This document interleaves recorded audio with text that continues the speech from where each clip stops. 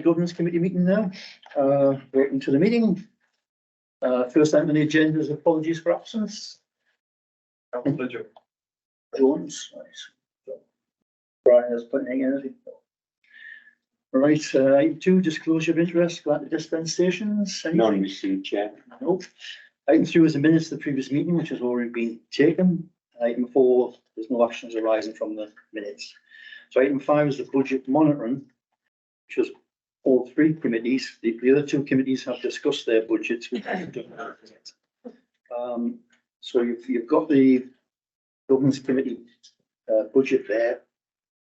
The actual budget and what's been spent so far. Any comments on that at all? What we've spent so far? Or any of the issues where we haven't spent money, whatever? Well, all the employee costs, the office costs, fees and charges, members' expenses, civic events, and then back charges. No comments on that from anyone? No. Environment committee. Oh, sorry, it was just a query on the rent. For here, are we still on I understood we're on a kind of a rolling contract with Ray Security now. Yes, We're still on that. yes, that's right. On a year's notice. Still on a year's. Yeah. I think the rent's actually only 35,000. Yeah. Okay, move on to the environment committee then, which has already been the environment committee. Put this forward, happy with their budget. Community development committee, again, that's been to their committee. Quite happy with that budget. Comments on that? All right, we'll move on to the next item on the agenda, which is the internal and external audit reports. The first item on that is the internal audit report. I've got interim audit, but it's internal audit report. From Mike Slaughter, who's the internal auditor, goes through the accounts, he does the audit, checks things. He sent a letter in saying he's quite happy with the way things are at the moment. Yeah. And then on this item 6.2, there's all the checks he goes through to say, are we the proper bookkeeping being kept, outstanding orders, financial regulations, payment controls, risk management, reviewed that. Goes on through all the various headings that he checks.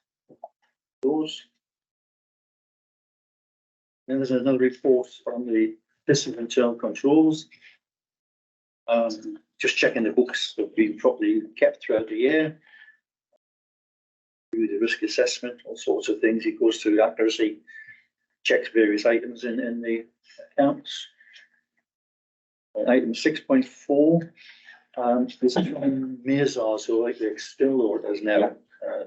It's the first year we've had this. Yes, first year. Yeah. Just a couple of points you might have seen on that though. When the accounts were sent off, I think the slightly wrong, but the proper ones were sent the next day. Yeah. So nothing to worry about there, just whatever. And there's a comment there as well. There's some like, it's just pointing out some conflicting legislation, because on the one hand it says that on the old-fashioned way you have to have the reports printed out in a pen and ink signature on the accounts to say they've been signed. There's another bit of legislation that says you must put it on your website. And they sort of contradict each other because you can't put pen and ink on the website. So I know there's an anomaly. Yeah, not the blank amount on your website, the actual signature itself. If you look at the council's accounts for last year, the signatures are blanked out. Yeah, So you're allowed to do that. So it's not an unusual thing. It happens in most councils. The only thing I'd like to add to that is with everything that the Mazars are doing and the internal audit has found that the council is well within the scope of operating under its regulations. I think that both go over it. yeah. And generally the external auditors tend to charge 25 quid a letter. Sorry? I was going to praise the officers, but I'll not. No, we'll take some praise. Still a bit of it. Well done, Right, agenda item 6.5 is the annual governance, the AGAR annual governance and accountability return, the various forms we have to send in. The right boxes have been ticked. Not ticked where they shouldn't be ticked. So, and then the annual governance statements after that. Section 1. And then section 2 is the actual accounting statements, which is the one we have to sign and send off. Just all the figures for last year and the previous year. Just check it all balance. So all of those, again, external auditor's report after that and the certificate. That's amazed now. So there's nothing there that needs to be commented on as far as I can see. I think it seems okay. We're happy with that. So Chair, can I just say, Yeah. eight there, page 5, there is more money in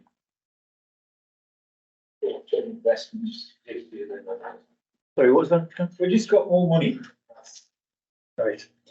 My usual We'll point. try and spend some more. Well, it doesn't matter, you can spend as much as you like, there'll still be more in there at the end of the year, and it's just, I don't know how that happens, but it's. Right, okay, we're happy with those then. Item 7 is delegated actions. There aren't any. And- Sorry, Chair, item 6.6, is that, was that just sent so they can charge us another 50 quid? No, there was no charge for that. No. Just a normal audit fee, 2,000 something. It just seems to me to be a pointless letter.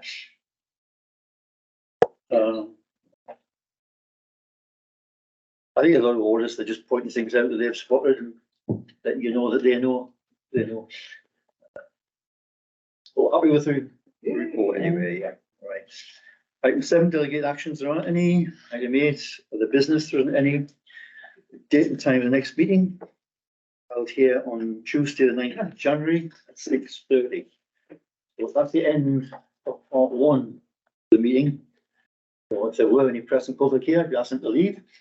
But there aren't any. We will be moving into part 2, which is the private discussion.